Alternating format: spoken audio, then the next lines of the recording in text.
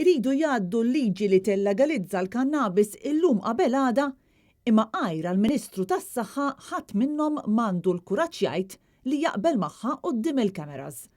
Minn mindu l-Gvern beda telli sfrenata kontra l-ħin biex idaħħal kemm jista' jkun malajr liġi li tagħmel aktar aċċessibbli droga kannabis, Net News taqsal il-numru ta' deputati tal-Gvern jaqblux ma' din il-legalizzazzjoni.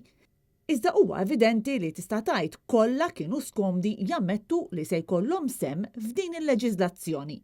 U din id-darba mess li segretarju parlamentari Alex Muscat li ma weġibx ċaru tont jaqbilx jew le. Bħala rappreżentant tal-poplu taqbel ma' liġi li se tkun qed tagħmel legali l-kannabis u x'hekk nifhmek sew.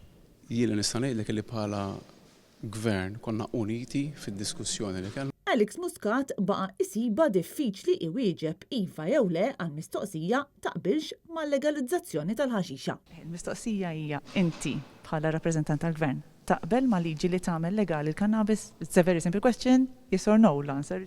Ir-risposta hija sempliċi ħafna bħala Gvern nemmnu ħafna fir-riformi li qed nagħmlu. Apparti jekk Muscat mera lill-entitajiet li tkellmu kontra l-mod kif il-Gvern qed jipprova jgħaddi din il-liġi u qal li dawn kienu ikkonsultati. Alex Muscat sansitra li jagħti x'jifhem ukoll li l-legalizzazzjoni tal-ħaxixa kienet sabet l-appoġġ tas-Supretendent tas-Saħħa Pubblika Charmaine Gauci. Pretendent tas-Saħħa Pubblika kienet involuta f'da diskussjoni. Id-diskussjonijiet ma' kulħadd saru. Sa issa fil-verità għadu mhux magħruf jekk il-Professur Gauci kienx parti mis-suppost konsultazzjonijiet li l-Gvern qal li jagħmel dwar dan l-abbozz u jekk iva x'kienet il-pożizzjoni li ħadet is-Supretendent tas-Saħħa.